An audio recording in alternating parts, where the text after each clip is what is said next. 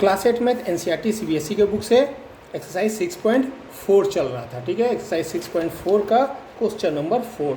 ठीक है, क्या है? Find the least number which must be subtracted from each of the following number so as to get a perfect square. यदि perfect square के लिए ये परफेक्ट स्क्वायर नहीं है, कहने का मतलब क्या है कि परफेक्ट स्क्वायर नहीं है, हमको वो लीस्ट नंबर्स, छोटे से छोटे नंबर निकालना है विच मस्ट बी सब्ट्रैक्ट, जिसको जो कि इसमें से हम सब्ट्रैक्ट करें। ठीक है, और हम परफेक्ट स्क्वायर निकाल लें, ऐसा नंबर हमको छोटा नंबर निकालने का है। ठीक है, also find the square root, उसका स्क्वायर रूट भी बाद में निकाल लेना है। ठीक है, तो हमने पहले पढ़ा था एक्सरसाइज 6.3 में ही हमने पढ़ा था कि हमको एक ऐसा नंबर निकालने का था जो कि डिवाइड करना हो और मल्टीप्लाई करना हो उस नंबर में, और हमारा क्या हो, परफेक्ट स्क्वायर बन जाए। ठीक है, वो हमने देखा था।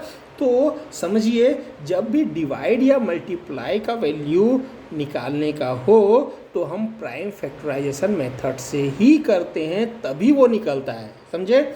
और सब्ट्रैक्ट और ऐड के लिए बोले, यहाँ का क्वेश्चन क्या पूछ रहा है कि कितना सब्ट्रैक्ट, एटलीस्ट नंबर जो बताना है हमको, क्या है कि जो कि सब्ट्रैक्ट करें। तो सब्ट्रैक्ट या ऐड के लिए कभी बोला जाए तो हमको डिवीजन मेथड जो एक्सरसाइज 6.4 है उसके हिसाब से करना होता है। ठीक है, तो पहला क्वेश्चन क्या है? 402 का आप वैल्यू निकालिए।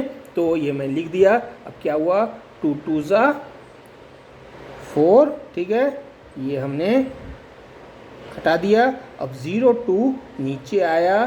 ठीक है, 2 लिए 4 आया। ठीक है, अब क्या करेंगे कि 2 तो क्या रिमाइंडर हो गया हमारा, 2 रिमाइंडर हो गया। हमको सीधा यही लगेगा कि 2 क्या हो गया, रिमाइंडर हो गया, लेकिन ये रिमाइंडर नहीं है। देखिए, आपने 4 का वर्कआउट किया, 4 पे वर्कआउट किया, ये 0 हो गया या कट हो गया, बाद में 02 को आपने नीचे लिया है। जब भी कोई भी पेयर को यदि आप नीचे लेते हैं तो आपको किसी न किसी से मल्टीप्लाई करना ही पड़ेगा, इस बात को ध्यान रखिएगा।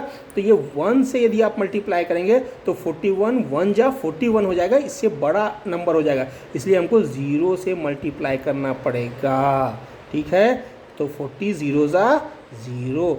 अब हमारा ये ख़त्म हो गया, ये 2 आ गया, और अब हमारा कुछ भी नीचे नहीं आ रहा है। हम उस समय हमने 02 को नीचे लिया था, वैसे यहाँ हमारा कुछ भी नीचे नहीं आ रहा है क्योंकि नंबर कंप्लीट हो गए, तब ये काम ख़त्म हुआ और अब ये रिमाइंडर बचा। ठीक है, अब ये रिमाइंडर बचा है। ठीक है, इन क्वेश्चंस में इन चीज़ों का ध्यान जरूर रखिएगा। ठीक है, 2 हुआ तो ये रिमाइंडर 2 है। ठीक है, तो 2 यदि हटा देते, ठीक है, 2 यदि नहीं होता तो क्या होता कि टोटल स्क्वायर नंबर हो जाता है, ये ख़त्म हो जाता। ठीक है, यहाँ पे 2 नहीं होता, ये ख़त्म हो जाता, तो यानी 2 ही सबसे बड़ा प्रॉब्लम है। तो if you subtract the reminder from the number, reminder को यदि नंबर से हम सब्ट्रैक्ट कर दें तो परफेक्ट स्क्वायर हम पा लेंगे। देयरफॉर रिक्वायर्ड परफेक्ट स्क्वायर क्या हो जाएगा, 402 - 2, जो रिमाइंडर आया उसको माइनस करिए तो 400 हो गया। तो √400 का वैल्यू कितना हो जाएगा, 20। जो वैल्यू आया था वही वैल्यू, अलग से और निकालने की जरूरत ही नहीं है। आ गया समझ में? सेकेंड क्वेश्चन है 1989, वैसे सेम टू सेम निकाला, रिमाइंडर हमारा 53 बच गया। तो रिमाइंडर 53 है, तो यदि हम 53 को रिमाइंडर को नंबर से सब्ट्रैक्ट कर देंगे तो क्या होगा कि 1789 - 53 = 1736, और 1736 का 44 होता है। ठीक है, तो क्वेश्चन नंबर 1 और 2 कंप्लीट हो गया। क्वेश्चन नंबर 3 देखिए। क्वेश्चन नंबर 3 क्या है, 3250 ठीक है, तो 3250 का अब आप निकालिए, कैसे होगा, 5 5 जा 25, ऐसे ही निकला।